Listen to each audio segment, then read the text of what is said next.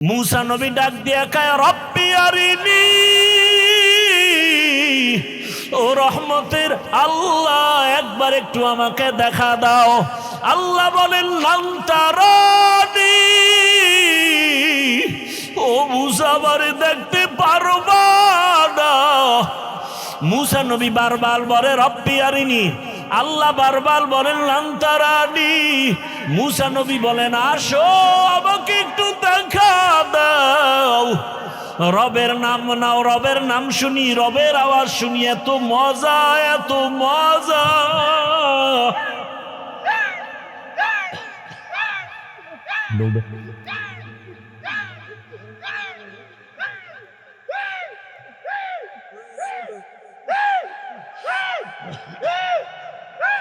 अरे देशटा नुडा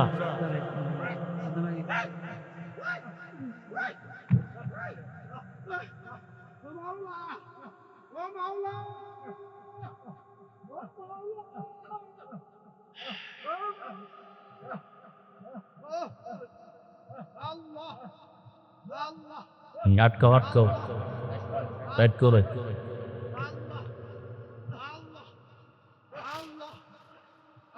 ভাইরা আমার,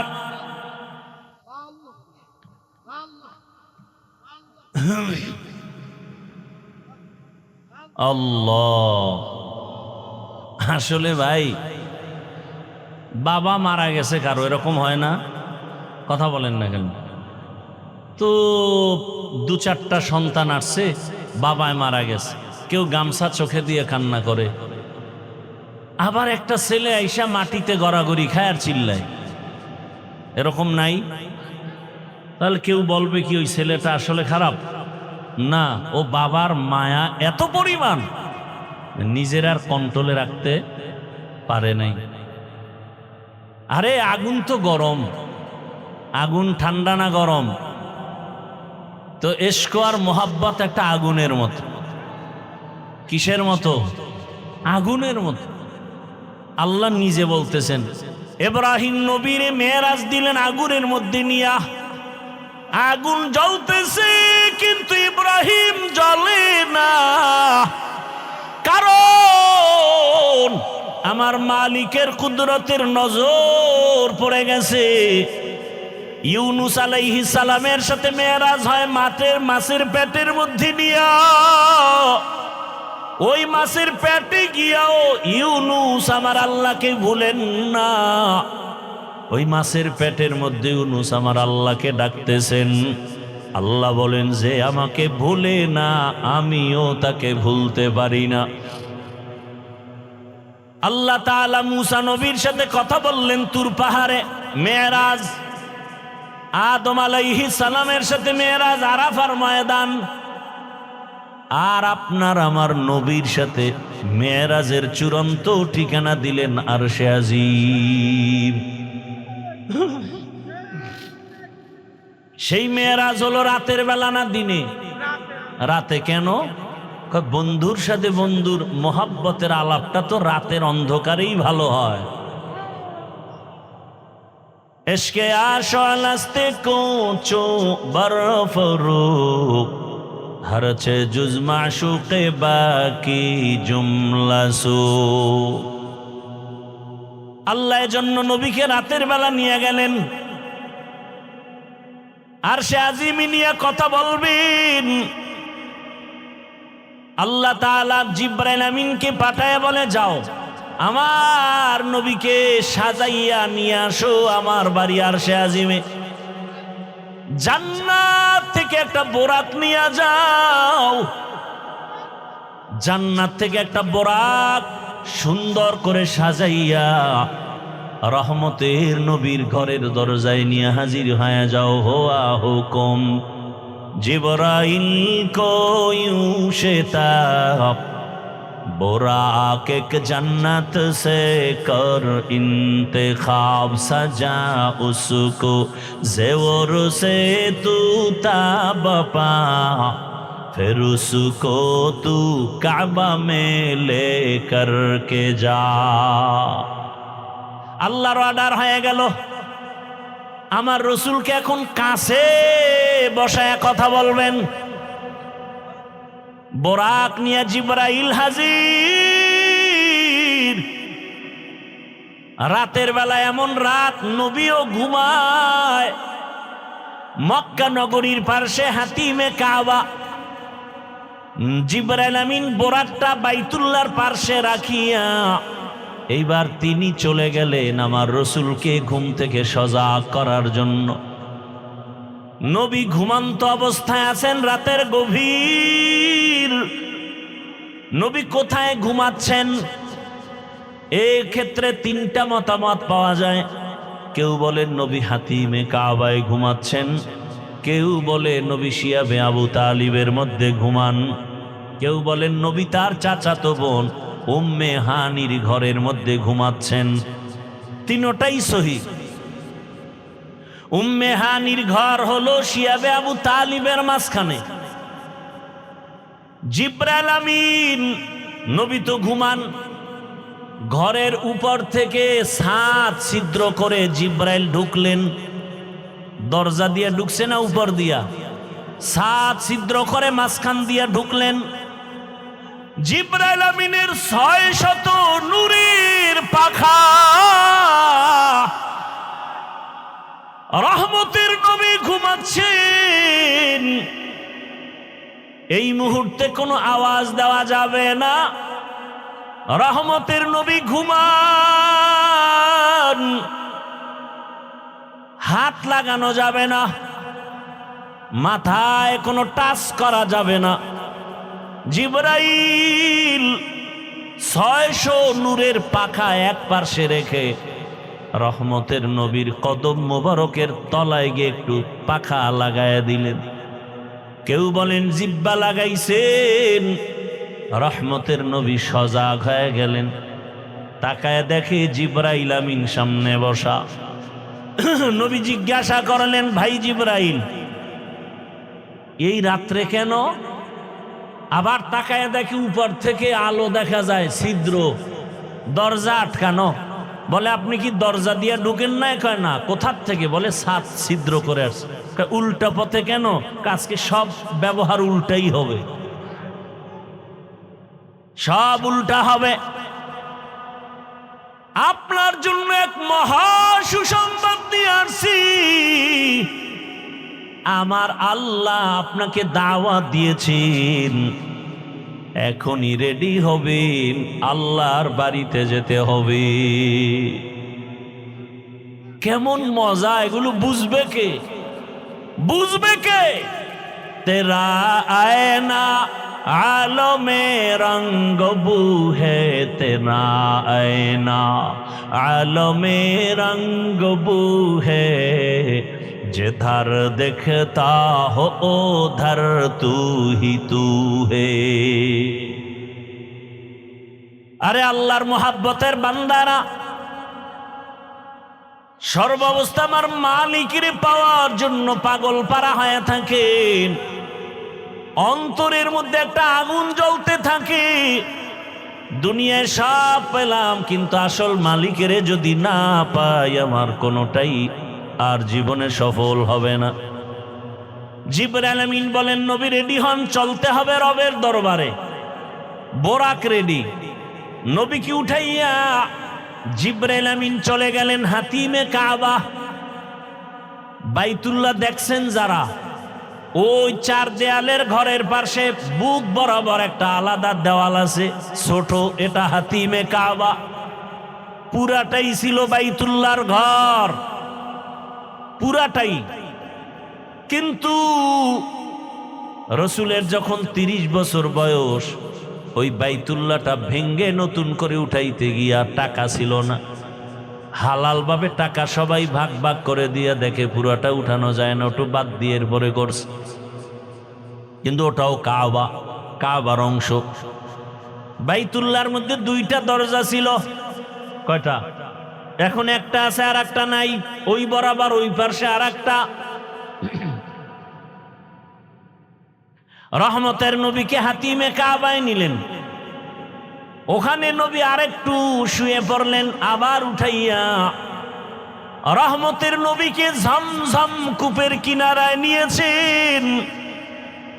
নবীকে চিৎভাবে শোয়াইলেন, নবীজির সিনা মুবারকটা ছিদ্র করে ফেললেন, রহমতের নবীর বুকটা চিরিয়া ভেতর থেকে কলবটাকে বের করলেন, স্বর্ণের পেয়ালার ভেতরে রাখলেন, জমজমের পানি দিয়া ধুইলেন। নবী বলেন আমি তাকায় তাকায় দেখতেছি, ওখানে জিবরাইল দাঁড়ানো, ওখানে মিকাইল দাঁড়ানো, আমার ডানে 70,000 রহমতের ফেরেশতা দাঁড়ানো, আমার বামে 70,000 রহমতের ফেরেশতা দাঁড়ানো, সামনে রহমতের 70,000 ফেরেশতা দাঁড়ানো, পেছনে 70,000 রহমতের ফেরেশতা দাঁড়ানো।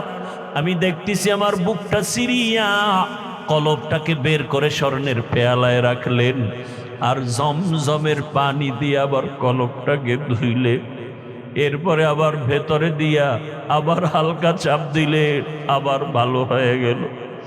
আমার সেলাই লাগলো না, রক্ত গেল না, ব্যথাও পেলাম না। জিবরাইল কয়ে জমজম পানি দিয়ে এবার অজু বানাইয়া নেন, অজু বানাইয়া রেডি হয়ে যান। মায়ার নবী জমজমের পানি দিয়া অজু বানাইছে। ওরে মুফাসসিরিনে কেরাম বলেন জমজম পানি কাউসারের থেকেও দামি। সাহাবায়ে কেরাম প্রশ্ন করলেন, ইয়া রাসূলুল্লাহ, জমজমের কূপের থেকে crore crore million trillion billion পানি হাজিরা নিয়ে যায়, কিন্তু সেই থেকে আজ পর্যন্ত একটু পানি কমেও না বাড়েও না, এই পানিটার তলা কই? রহমতের নবী বলেন জমজম কূপের তলা হলো হাউজে কাউসারের সাথে লাগানো। জমজম কূপের পানি পান করলে এতটা লাভ, মানুষের পানি নিবারণ হয়, ক্ষুধা নিবারণ হয় না। জমজম পানিটা পান করলে ক্ষুধা নিবারণ হয়, পিপাসাও নিবারণ হয়। এজন্য কেউ যদি জমজমের পানি পান করে, নবী বলেন তুমি এই দোয়া পড়ে পান করো, আল্লাহুম্মা ইন্না নাসআলুকা ইলমান নাফিআ ওয়া রিজকান ওয়াসিআ ওয়া শিফাআম মিন কুল্লি দা। জমজমের পানি পান করো, রোগের ঔষধ। বান্দা তোমার শেফা আল্লাহ দান করবেন, এত পাওয়ারওয়ালা পানি। নবী বলেন ওযু করলাম, এরপরে 2 রাকাত নামাজ আদায় করলাম।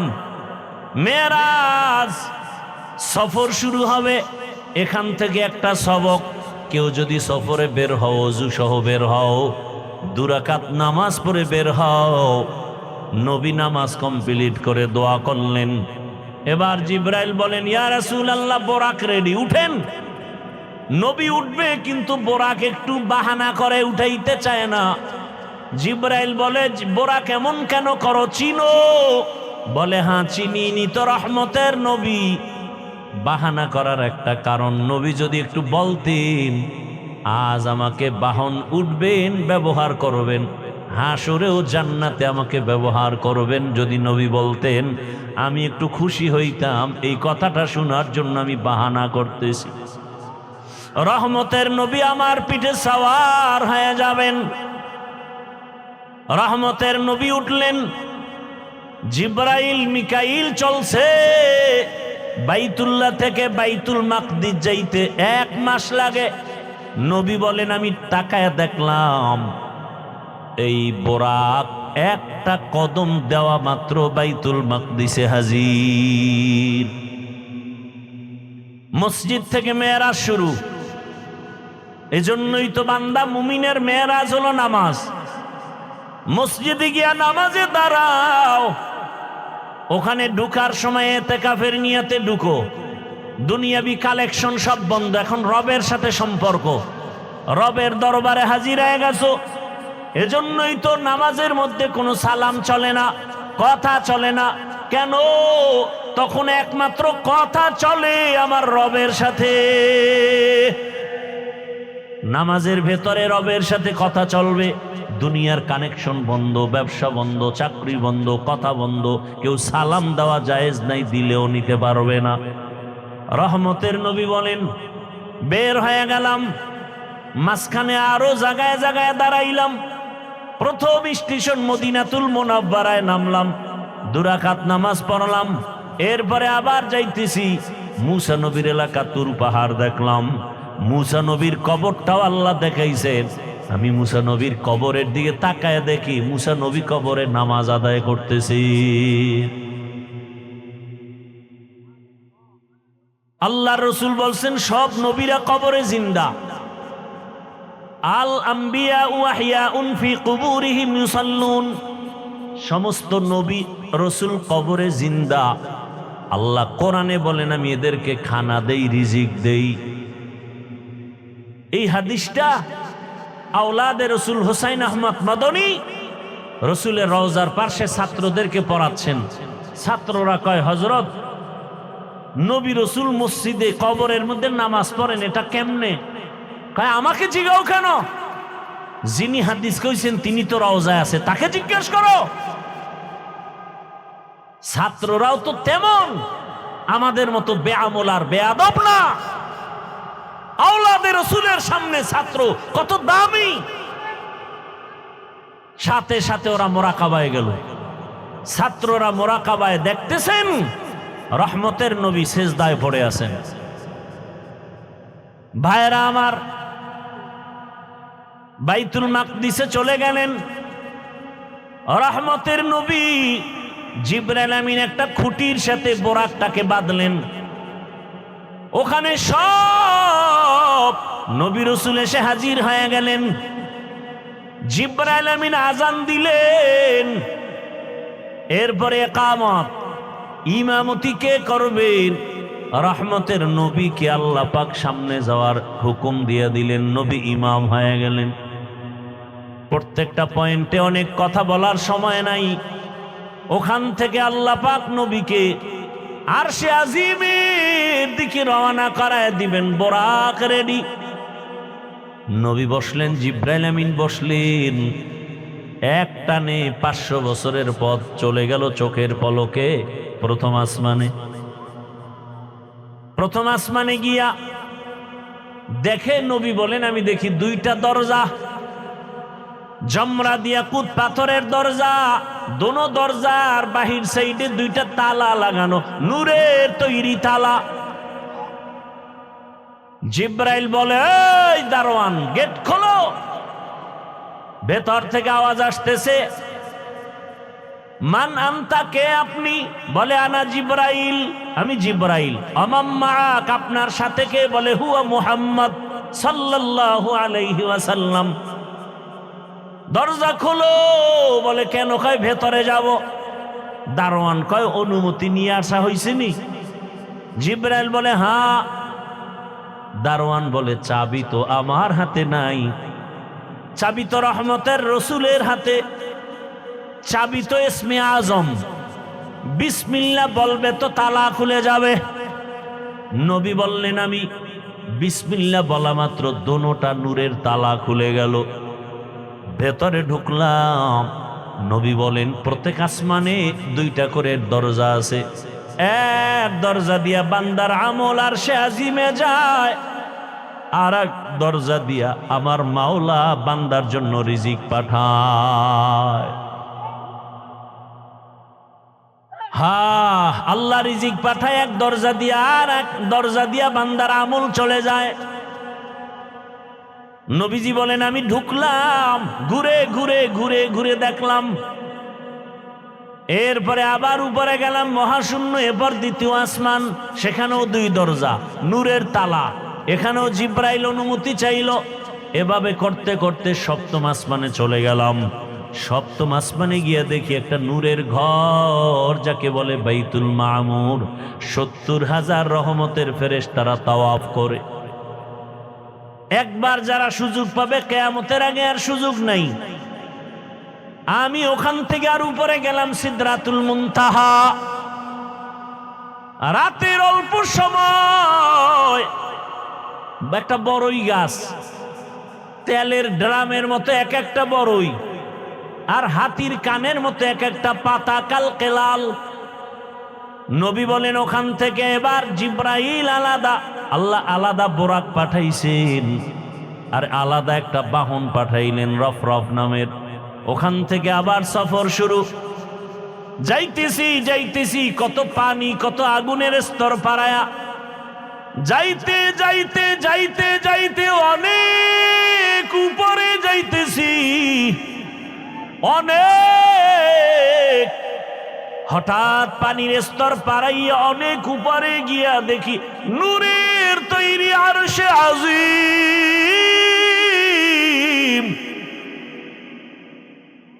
আমি ওখানে গিয়া জুতা খুলতে শুরু করলাম।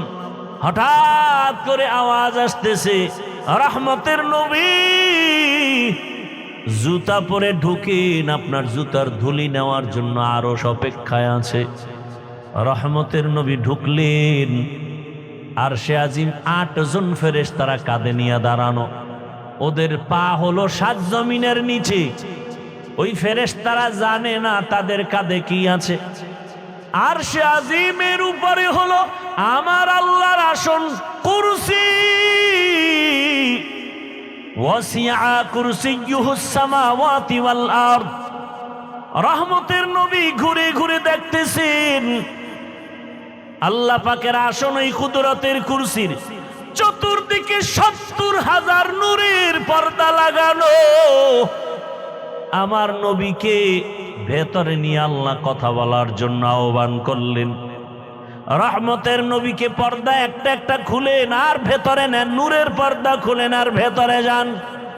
কাছাকাছি আল্লাহ পাক আমার রহমতের রসুলকে নিয়া এরপরে কথা বলবেন।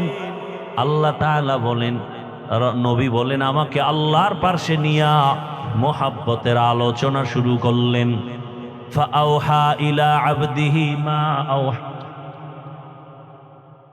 এই ফাজলামি করো কেন?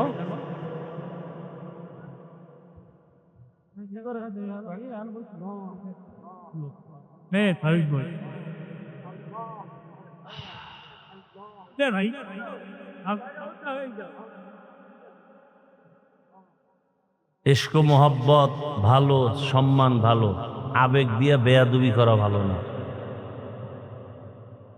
মাইক টাইনে লইয়া যাওয়া, সুমা দেওয়া, এডি বেয়াদবি, এডি ইশক না। এটা কন্ট্রোল করতে হবে।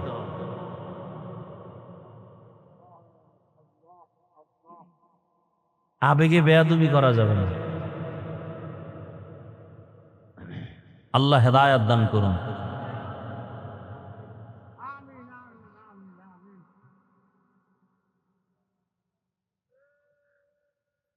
আল্লাহ রহমতের নবীকে পাশে বসাইয়া নবী বলেন কোরআনের আয়াত, ফাআওহা ইলা আবদিহি মা আওহা। আল্লাহ তাআলা বলেন, আমি রসুলকে মনের মতো কথা বললাম।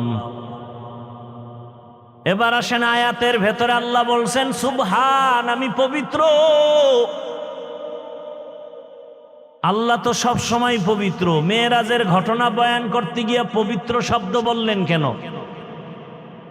মুফাসসিরিনে কেরাম বলেন, মানুষ অনেকে কল্পনা করে এটা কেমনে সম্ভব, কেমনে সম্ভব, কেমনে সম্ভব।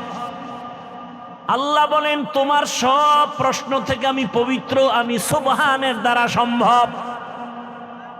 দুনিয়ার সবাই বলে অসম্ভব, সুবহান তার দ্বারা কি সম্ভব।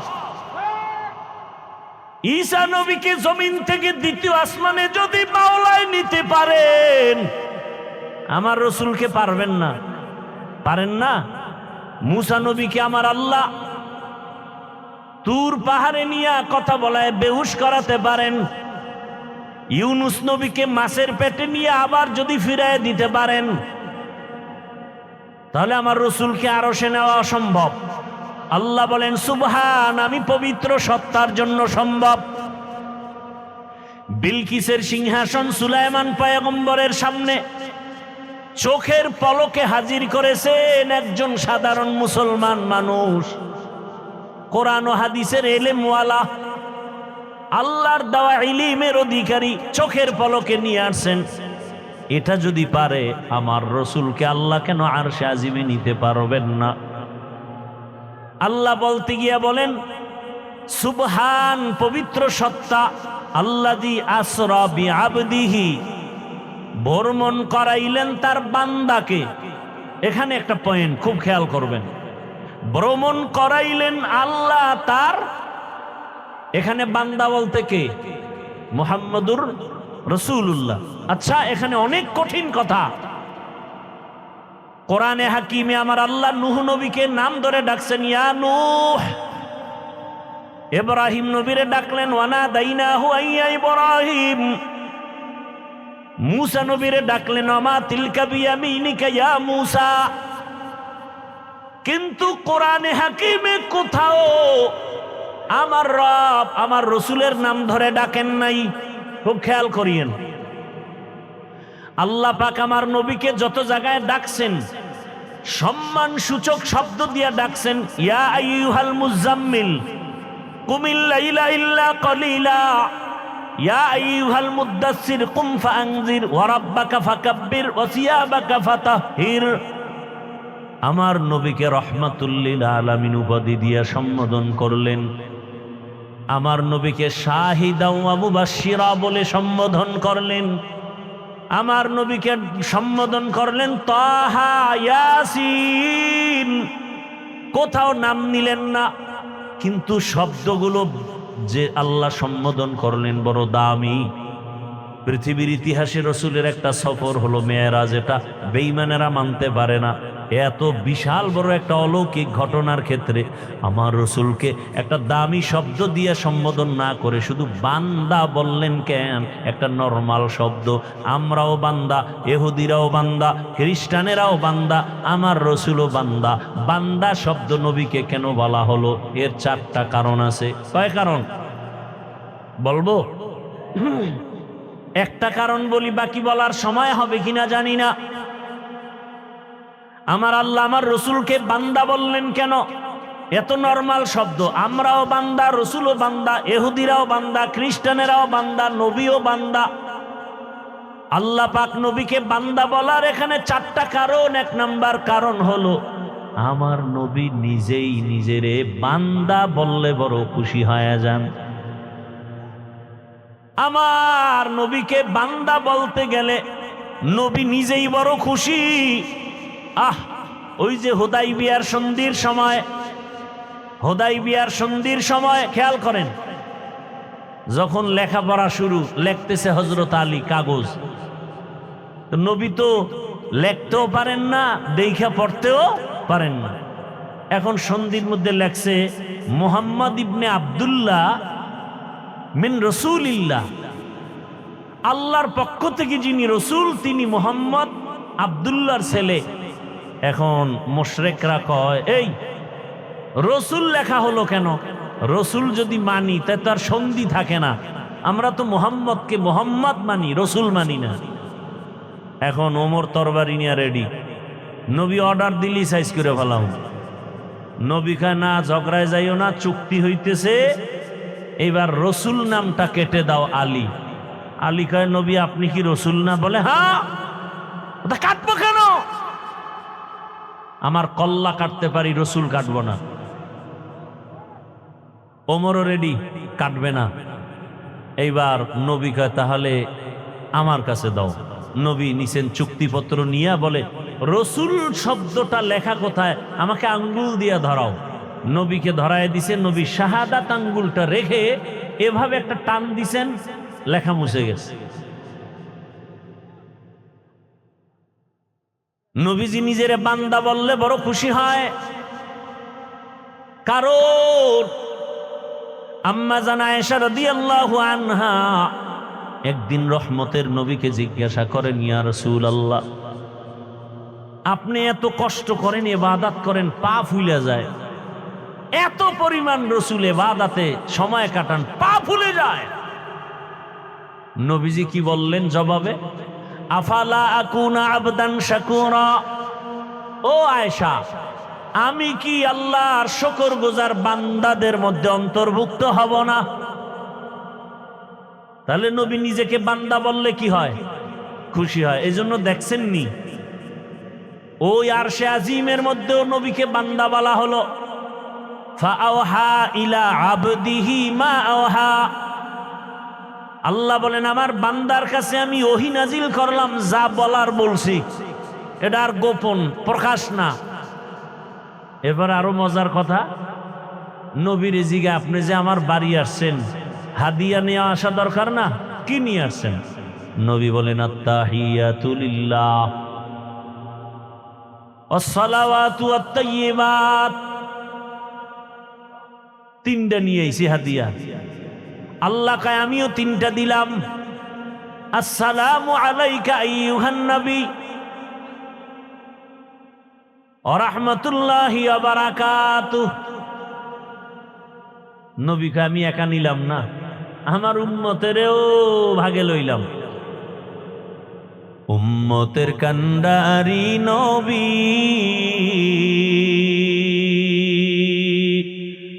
কাঁদছেন উম্মতের লাগি, এখনো কাঁদেন নবীজি শুয়ে মদিনার পানে। নবী বিনে কে তারাবে পুলসিরাত মিজানে, নবী বিনে কে তারাবে পুলসিরাত মিজানে। রহমতের নবী যখন বললেন আমার উম্মতেরও শামিল করি, আসসালামু আলাইনা কন না কেন, ওয়া আলা ইবাদিল্লাহিস সালিহিন। এইবার আল্লাহ কয় এই ফেরেশতারা শুনছুনি এখানে আমার বন্ধু কি বলছে? কয় হ্যাঁ। তোরাও সাক্ষী দে। ফেরেশতারাও বলল আশহাদু আল্লাহ ইলাহা ইল্লাল্লাহু ওয়া আশহাদু আন্না মুহাম্মাদান। কারা কইছে এই কথা? ফেরেশতারা। খেয়াল করেন কিন্তু, আশহাদু আল্লা ইলাহা ইল্লাল্লাহু ওয়া আন্না মুহাম্মাদার রাসূলুল্লাহ। মুহাম্মাদান কইয়া ফেরেশতারা থেমে গেছে। মুহাম্মাদান আবদুহু ওয়া রাসূলুহু। এখন কয় আল্লাহ কয় ফেরেশতারা থামলা কেন? কয় কি বলবো? রাসূলুহু কয় না। কি বলবা? কয় আবদুহু বলো আগে, পরে রাসূলুহু। কারণ আমার হাবিব নিজেকে বান্দা বললে খুশি হয়, এজন্য আবদুহু আগে বলো, রাসূলুহু পরে। আমার বন্ধুরটা আগে আনো, আমারটা পরে নাও। আমার বন্ধু চায় বান্দা বলি, আর আমার থেকে দেওয়া রসুল। বন্ধুরটা আগে লাগাও আবদুহু, পরে আমারটা লাগাও রাসূলু। নবীকে আল্লাহ বান্দা বলার কারণ আর একটা হলো। দ্বিতীয় কারণ, দুনিয়াতে আল্লাহ মানুষ বানাইছেন, বান্দার সাথে মালিকের সাথে একটা মোহাব্বতের মিলন মেলা আছে, একটা সূত্র আছে। কেন আল্লাহ মানুষ বানাইছেন? ইবাদতের জন্য। যারা ইবাদত করে তাদের বলে বান্দা, আব্দ। আর যার ইবাদত করে তিনি হলেন মাবুদ। আর কাজের নাম ইবাদত। দুনিয়াতে যত ইবাদত করনেওয়ালা বান্দা আছেন, এর মধ্যে শ্রেষ্ঠ ইবাদত করনেওয়ালা হলেন আমার নবী। আমার নবীর মতো ইবাদত করনেওয়ালা কেউ? কেমন ইবাদত করনেওয়ালা শোনাবো একটা ঘটনা, না ধৈর্য হারায় ফেলছেন? ও পর্দার আড়ালের আম্মা জানেরা, বোনেরা, একটু ভালো করে শুনেন। রহমতের নবী কত মায়ার নবী। আম্মা জান আয়েশা রাদিয়াল্লাহু আনহা নবীর ঘরে, নবী একদিন এশার নামাজ পড়ে ঘরে ঢুকলেন। আম্মা জান আয়েশা রাদিয়াল্লাহু আনহা বলেন, দুনিয়ার সব মানুষের একটা সূর্য সকালবেলা পূর্বাকাশে উদিত হয়, আর আমি আয়েশার একটা স্পেশাল সূর্য আছে, এশার নামাজের পরে আবার হুজরায় উদিত হয়। আমার মায়ার নবী। আম্মা জান আয়েশা বলেন, আমি একদিন চিকন একটা সুই নিয়ে সেলাইয়ের কাজ করতেছি, হঠাৎ সুইটা পড়ে গেল। আগুন নাই, বাতি নিভে গেছে, তেল নাই। আমি সুইটা পাই না, অপেক্ষা করতেছি অন্ধকারে। হঠাৎ আমার সূর্য ঘরের মধ্যে চলে আসছে। রহমতের নবী ঘরে আসা মাত্র আমার ঘরটা আলোকিত হয়ে গেছে। আমি সুইটা দেখি খুঁটির গোড়ায় পড়ে আছে। মায়ার নবী ঘরে আইসাই বলে, ও হুমায়রা। নাম কি? আয়েশা। নাম কি? নবী মাজা কইরা মায়া কইরা ডাকছেন কি? হুমায়রা। কারণ আম্মা জান আয়েশা রাসূলের সাথে বিবাহ হয়েছে 6 বছর বয়সে, আর আম্মা জানের 9 বছর যখন বয়স রাসূলের ঘরে আসছেন। 18 বছর যখন বয়স তখন নবী চলে গেছেন। হিসাবটা বুঝে থাকলে বলেন 6 বছরে বিবাহ হলো, 9 বছরে আম্মা জান নবীর ঘরে গেলেন, আর 18 বছর বয়সে রাসূল দুনিয়া থেকে চলে গেলেন। আম্মা জান রাসূলের ঘরে সংসার করলেন কতদিন? কয় বছর? আম্মা জান আয়েশা মাত্র 18 বছরের নারী, নবীর সোহবত পেলেন মাত্র 9 বছর। আম্মা জান বলেন, আমি এই 9 বছরে রাসূল থেকে কি পাইছি শুনো। ও পর্দার আড়ালের আম্মা জান আয়েশা রাদিয়াল্লাহু আনহা বলেন, আমি 9 বছর রাসূলের ঘরে থেকে আমি 2000-এর উপরে হাদিসের হাফেজা হয়ে গেছি। কোরআনের ভেতরে বড় তাফসীর করেনওয়ালা আম্মা জান আয়েশা। আম্মা জান বর্ণনা করেন আর বলেন, নবী আয়েশা ঘরে ডাক দিয়া বলেন, ও হুমায়রা। আমি তো খুশি। নবী মুস্কি হাইসা কয়, আজকের রাতের জন্য আমাকে একটু ছুটি দিবেননি? আমি আয়েশা পেরেশান হয়ে গেলাম, নবী আমার কাছে ছুটি চায়। তো ভাবছি বোধহয় কোনো বিবির ঘরে যাবেন। আমি মুস্কি হাসলাম, ইয়া রাসূলুল্লাহ, আপনি কোথাও যাবেন আর আমি না বলবো এটা কেমনে হয়? কারণ আমার আব্বা আবু বকর আপনাকে জোর করে আমাকে দেন নাই। আপনার ঘরে আমি আয়েশা আসার পেছনে আমার আল্লাহর ইশারা। ইয়া রাসূলুল্লাহ, আপনাকে সময় দিব না মানি? আম্মা জান আয়েশা বলেন, আমি ভাবতেছি নবী বোধহয় কোথাও যাবেন, কিন্তু না। আমি শুইয়া বললাম আগের অভ্যাস অনুযায়ী। রহমতের নবীকে দেখি চুপচাপ, কোথাও যান না। কি যেন ভাবতেছেন একা একা। আমি শুইয়া ঘুমানের বাহানায় চুপ করে আছি। দেখি মায়ার নবী কি করেন। আম্মা জান আয়েশা বলেন, আমি দেখি রহমতের নবী মালিকের মোহাব্বতের নামাজে দাঁড়ায় গেলেন। মায়ার নবী নামাজে দাঁড়ায় গেলেন, নামাজ শুরু করে সূরা ফাতিহা পড়তেছেন। আমি আয়েশা রাসূলের আওয়াজগুলো কানে শুনতেছি। রহমতের নবীর তেলাওয়াতে এত মজা, আমার ঘুম ভেঙ্গে আমি তাকায় আছি। রহমতের নবী তেলাওয়াত করে নামাজে, কিন্তু আমি আবার ভয় পেয়ে গেলাম। আমি জীবনে যতবার দেখছি রাসূল নামাজ আদায় করে, কিন্তু আজকে দেখি ভিন্ন। রহমতের নবী নামাজে অঝোর ধারায় কান্না করতেছেন। কান্না কান্না, দাড়ি ভিজে ভিজে চোখের পানি পড়ে। নবী তেলাওয়াত করে আর কাঁদেন। কোরআনে হাকিমের বড় সূরা সূরা বাকারা তেলাওয়াত শুরু করলেন। মনে করলাম অর্ধেক গিয়ে রুকুতে যাবেন, কিন্তু দেখি না, নবী কাঁদেন আর তেলাওয়াত করেন। করতে করতে পুরা সূরা বাকারা, এত বিশাল সূরাটা শেষ করে ফেললেন। ভাবলাম এবার নবী রুকুতে যাবেন, দেখি না, পরের সূরাটাও শুরু করলেন। নবী তেলাওয়াত করতেছেন আর কান্না করতেছেন। এর পরের সূরাটাও তেলাওয়াত করলেন। অঝোর ধারায় রাসূলের কান্না।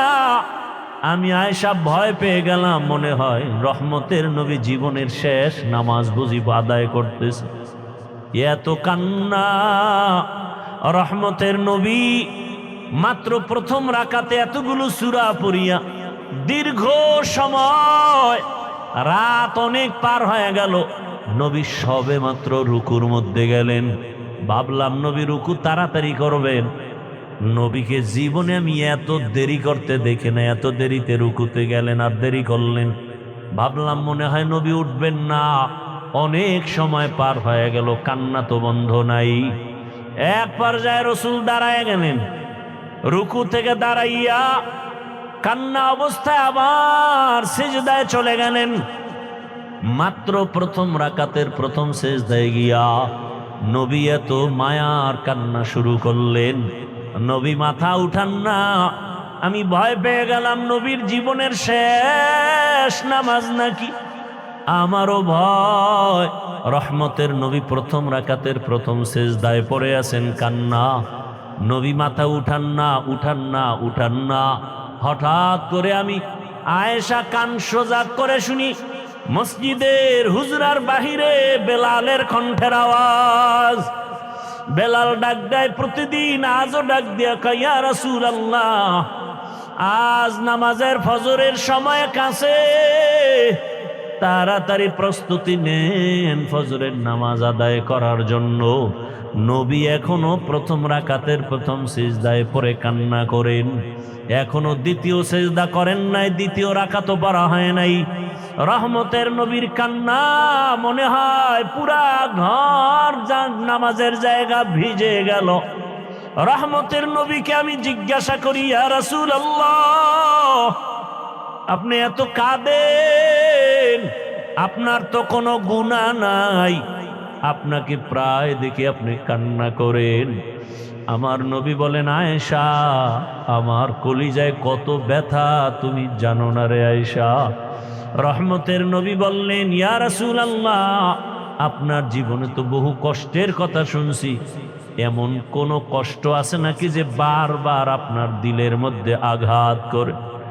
মায়ার নবী, জীবনের কষ্টের কথা শেষ করা যাবে না রে আয়েশা।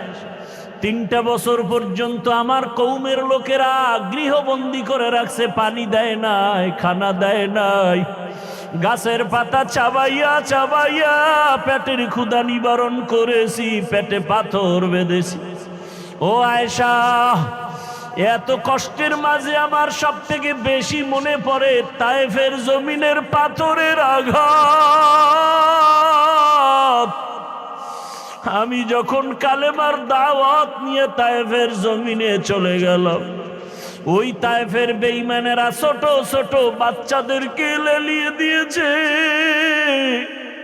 ওই তায়েফের ছোট ছোট বাচ্চাগুলো পাথর হাতের মধ্যে নিয়া আমার শরীরে বসা পড়ে না, বাসি পড়ে না রে আয়েশা। ওই তায়েফের ময়দানের ছোট ছোট বাচ্চাগুলো এত জোরে জোরে পাথর মেরেছে, মনে হয় যেন পাথরের আঘাতে বৃষ্টির মতো আমার শরীর থেকে রক্ত পড়িয়া জুতা মোবারক আটকায় গেছে। আমার ওই কাফেরদের বাচ্চাদের পাথরের আঘাত আমার শরীর থেকে রক্ত পড়িয়া জুতা আটকায় গেছে, আমি সহ্য করতে পারি নাই। আসমান থেকে আমার আল্লাহ জিবরাইলের পাঠায় কয়, যাও যাও, আমার মায়ার নবী কান্না করলে আমি আল্লাহ সহ্য করতে পারি না। জিবরাইল আমিন আসি আমাকে বলে, নবী আপনি কাঁদিয়েন না, আমার মাওলা সহ্য করতে পারেন না, আপনি এখন অর্ডার দেন তায়েফের জমিন উল্টায়া ধ্বংস করে ফেলি। মায়ার নবী বলে, ভাই জিবরাইল ওদের মারিও না, ওরা জানে না আমি কেমন, ওরা জানে না আমি কেমন, আমি কত বড় অসহায়, আমি কত বড় ইয়তীম। এই তায়েফের মানুষ জানে না আমি যে বাবা হারা সন্তান। আমি দুনিয়াতে আসি একবারও বাবা বলে ডাক দিতে পারি নাই, বাবার আদর থেকে আমি বঞ্চিত। মায়ের আদর থেকে আমি বঞ্চিত। ও জিবরাইল এদের মারিও না। ও আয়েশা, ওই তায়েফের কথা মনে পড়লে আমি আর সহ্য করতে পারি না রে আয়েশা। আমার শরীর থেকে কি পরিমাণ রক্ত জমিনে পড়ে গেছিল। আমি অসহায়, আমার বাবা নাই, আমার মা নাই, দাদাও চলে গেছেন। এত কষ্টের জীবন আমার রব আমাকে এত আদর করেছেন। ওই মা হারা বাবা হারার ভেতর আমি আমার রবেরে ভুলি নাই।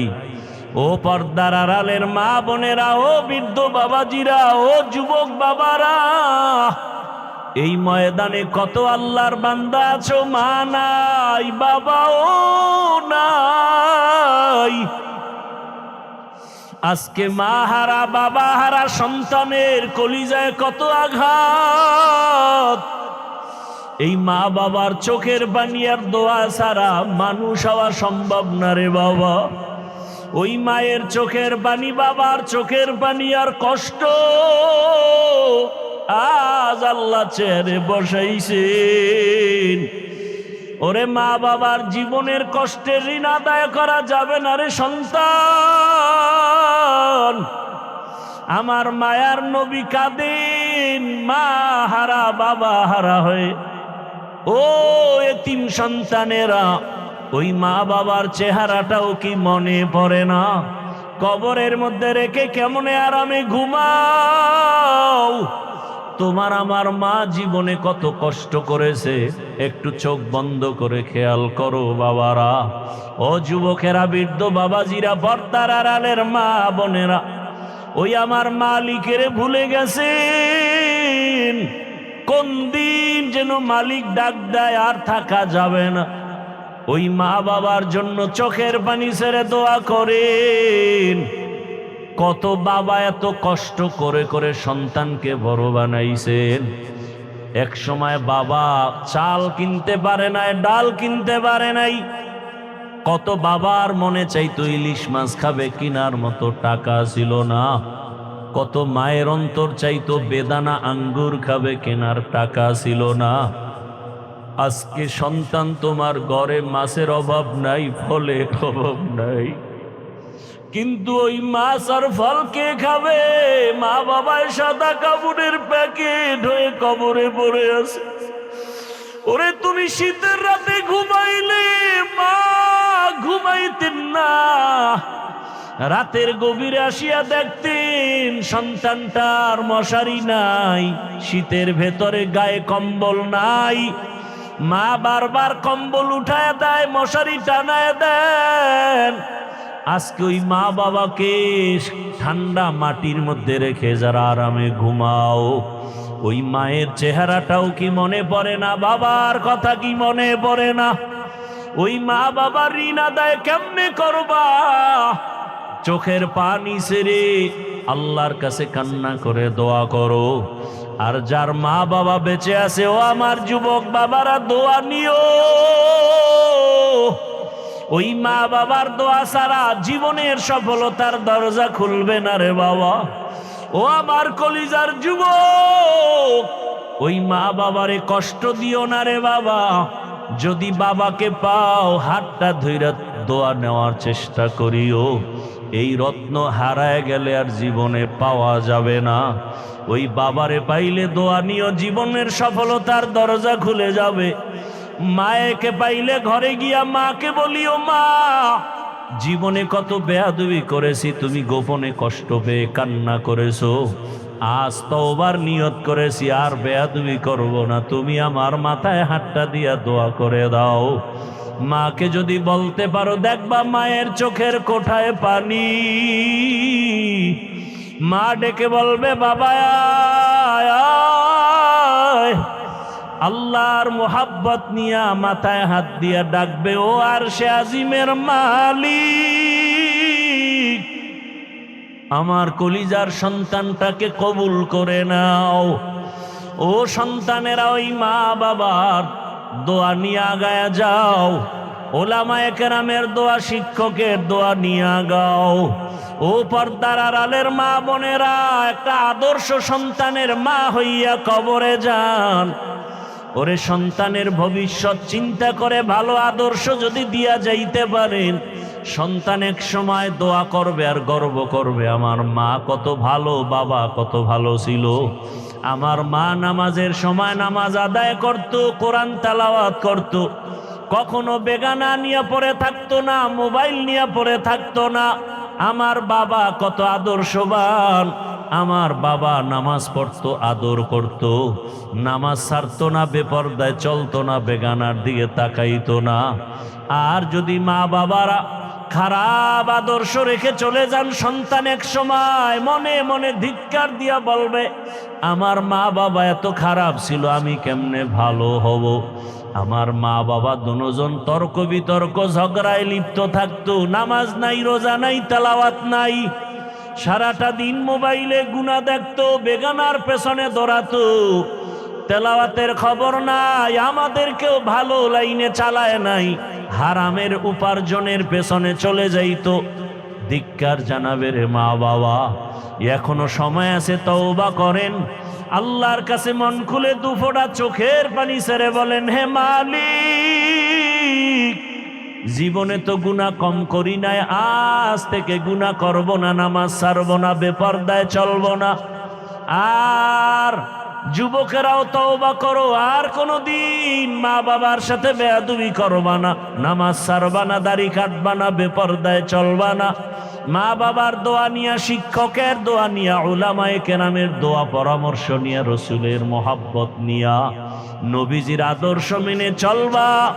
আল্লাহর কাছে যদি তওবার মতো তওবা করতে পারো, আমার আল্লাহ জীবনের গুনাহ মাফ করে দিবেন।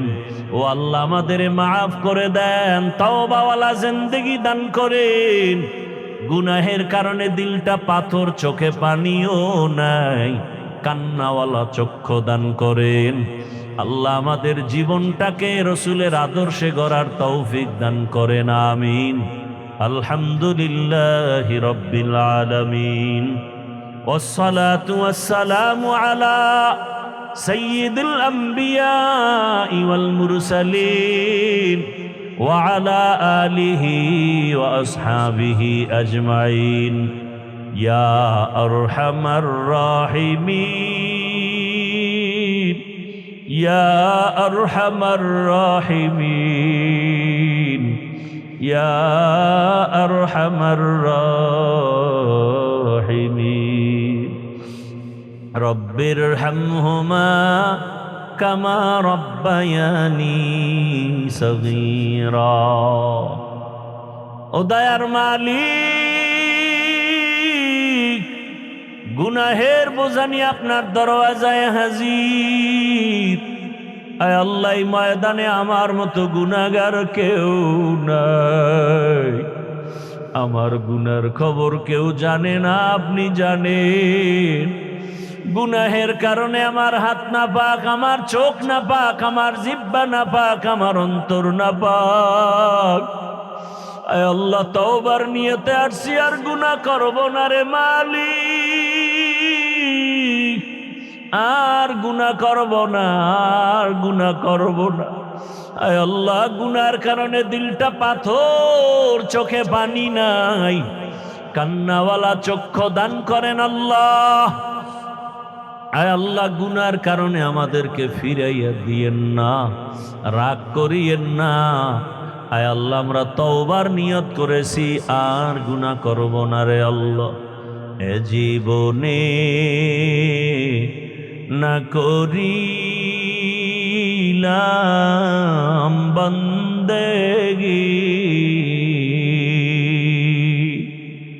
গুনাহ করে কাটাই না জিন্দেগি, গুনাহ করে কাটাই না জিন্দেগি। তওবা করে আবার তওবা ভাঙ্গিলাম, তওবা করে আবার তা